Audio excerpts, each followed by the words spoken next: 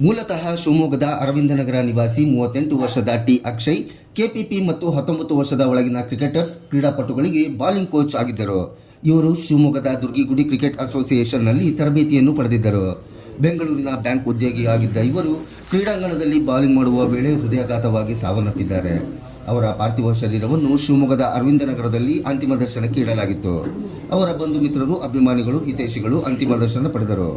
DVS ಸಂಸ್ಥೆಯ ಹಳೆ ವಿದ್ಯಾರ್ಥಿ ಅಕ್ಷಯ್ ಅವರ ಅಗಲಿಕೆಗೆ ಸಂಸ್ಥೆಯ ವತಿಯಿಂದ ಮೌನಾಚರಣೆ ನಡೆಸಿ ಸಂತಾಪವನ್ನು ಸೂಚಿಸಲಾಯಿತು. ಒಂದು ದುರಂತ, ಒಬ್ಬ ವಿದ್ಯಾರ್ಥಿ, ಒಬ್ಬ ಕ್ರಿಕೆಟ್ ಪಟು ನಿಧನ ಹೊಂದಿರತಕ್ಕಂಥವರು. ಅದು ನಿನ್ನೆ ಒಬ್ಬ ಪತ್ರಕರ್ತರ ಮೂಲಕನೇ ನನಗೆ ತಿಳಿದು ಬಂತು. ನಮ್ಮ ಸಂಸ್ಥೆಯ ಹಳೆಯ ವಿದ್ಯಾರ್ಥಿ ಅಂತೇಳಿ ಅದೇನೇ ಇರ್ಬೋದು, ನಮ್ಮ ಶಿವಮೊಗ್ಗದ ಒಬ್ಬ ನಾಗರಿಕ. ಒಂದು ಅತ್ಯಂತ ಚಿಕ್ಕ ವಯಸ್ಸಿನಲ್ಲಿ ಕ್ರಿಕೆಟ್ ಆಟ ಆಡಬೇಕಾದ್ರೆ ಅವರು ಹೊಸಗಿದ್ದಾರೆ. ಅವರ ಆತ್ಮಕ್ಕೆ ಶಾಂತಿ ಕೋರಿ 1 ನಿಮಿಷ ಮೌನಾಚರಣೆ ಮಾಡಿ ನಾವು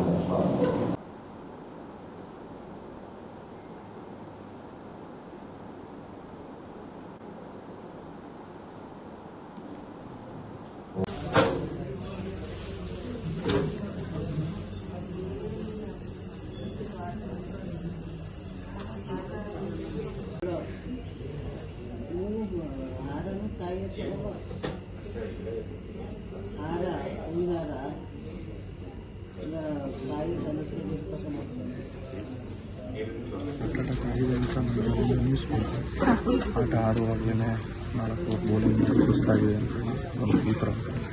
ಸೊ ಆಮೇಲೆ ನಾವು ವಾಮಿಟಿಂಗ್ ಸೆನ್ಸೇಷನ್ ಆಗಿದೆ.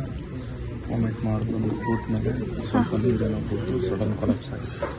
ಸೊ ಅಲ್ಲಿಂದ ಅನ್ಕಾನ್ಷಿಯಸ್ ಆಗೋರು ಮತ್ತು ಕಾನ್ಷಿಯಸ್ ಬರಬೇಕು. ಸೊ ಹಾಗೆ ಡೆತ್ ಆಗಿದೆ ಅಂತ ನ್ಯೂಸ್. ನಮಗೆ ರೀಸನ್ ಎಲ್ಲ ಗೊತ್ತಿಲ್ಲ. ಫಿಟ್ ಆಗಿರ್ಬೇಕು ಅಂತ ಹೇಳ್ತಾರೆ. ನಮಗೆ ನಮ್ಮ ಫ್ಯಾಮಿಲಿ ಫಿಟ್ಟೆಸ್ಟ್ ಅವನೇ ಹೋಗಿದ್ದಾನೆ ಎಲ್ಲದಕ್ಕಿಂತ ಮುಂಚೆ. ಇದಕ್ಕೆ ಏನು ಹೇಳ್ಬೇಕು ನನಗೆ ಅಂತ ಗೊತ್ತಿಲ್ಲ. ನಿಮ್ಮ ಹೆಸರು? ಆಶೀಶ್.